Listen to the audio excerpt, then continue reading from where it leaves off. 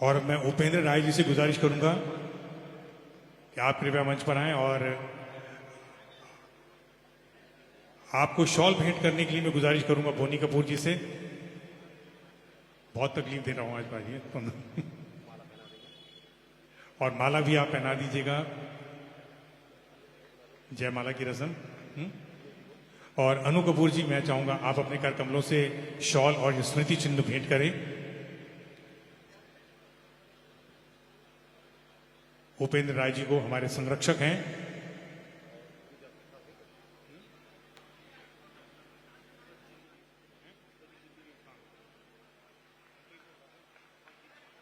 और मैं मंत्री महोदय से निवेदन करूंगा कि स्मृति चिन्ह आप भेंट करें उपेंद्र राय जी को।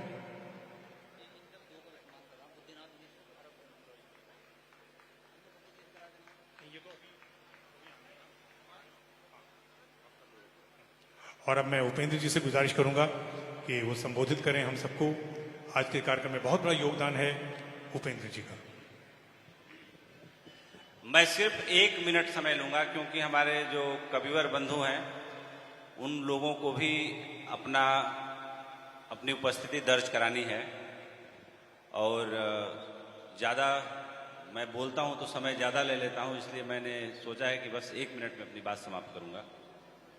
नीरज साहब की याद में उनकी पुण्यतिथि पर ये जो काव्यांजलि पिछले 6 सालों से हो रही है, बेसिकली ये दिन था 2010 में 11 फरवरी इंदौर शहर में नीरज साहब से मेरी पहली मुलाकात हुई। और नीरज साहब, हम मंच पर तो अकेले थे लेकिन वहाँ बैठे बैठे कवि सम्मेलन चलता रहा और उनके पूरे परिवार से टेलीफोन से हमारा परिचय हो गया।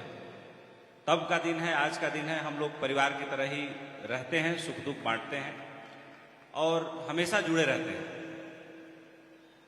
नीरज साहब के आखिरी दिनों में भी मेरी उनसे मुलाकात हुई और हर बार मैं नीरज साहब के जीवन से जुड़ा कोई एक अनूठा किस्सा, अनूठा पहलू सुनाता हूँ। नीरज साहब के बारे में हो सकता है जो लोग गहराई से पढ़े हों उन्हें पता है कि नीरज साहब बहुत बड़े ज्योतिषी भी थे, कमाल के एस्ट्रोलॉजर थे। उनके एक बड़े गहरे दोस्त थे, डॉक्टर थे। उनको कैंसर डिटेक्ट हुआ, जो उनकी रिपोर्ट आई, पैट स्कैन आया, तो डॉक्टर साहब बड़े डिमोरलाइज थे। तो नीरज साहब ने कहा कि तुम अपनी कुंडली दिखाओ मुझे।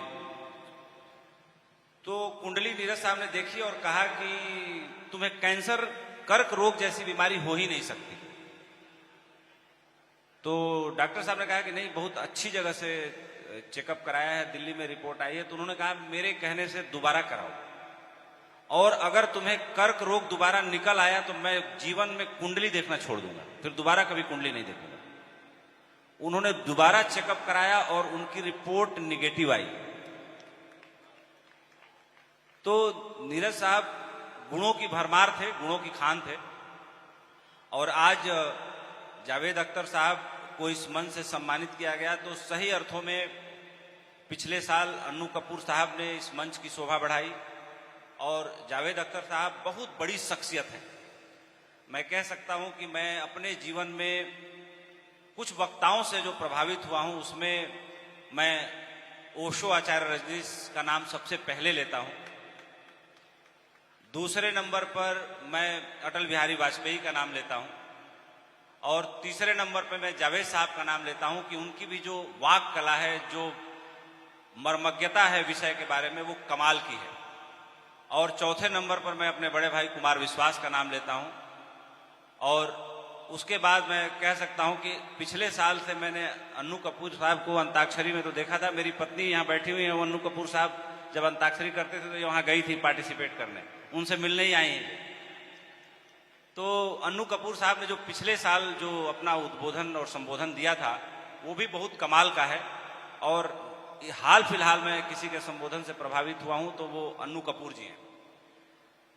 तो ज्यादा वक्त मैं नहीं लूंगा और मृगांक को, शशांक को, इस आयोजन में जो जितने स्पॉन्सरर हैं सभी लोग, प्रेस क्लब के सभी लोग, हमारे सारे पत्रकार बंधु, यहाँ पे आई हुई हमारी माताएं बहनें और जो मेरे कुलीग्स हैं, सबको आने के लिए, अपने जितने गेस्ट हैं उनको मैं आभार देता हूँ, धन्यवाद देता हूँ कि आप सबने समय निकाला। यहाँ पे मेरे जमील भाई विशेष दोस्त हैं जो दुबई में रहते हैं, हालांकि दिल्ली भी इनका घर है और मूल निवासी टोंक राजस्थान के हैं। आपके पिताजी भी बड़े मौजूद शायर थे। आज समय उन्होंने निकाला और यहाँ पे आए। रूमी साहब, बोनी कपूर साहब जो मेरे बिल्कुल बड़े भाई की तरह हैं, हमेशा स्नेह प्रेम मिलता रहा।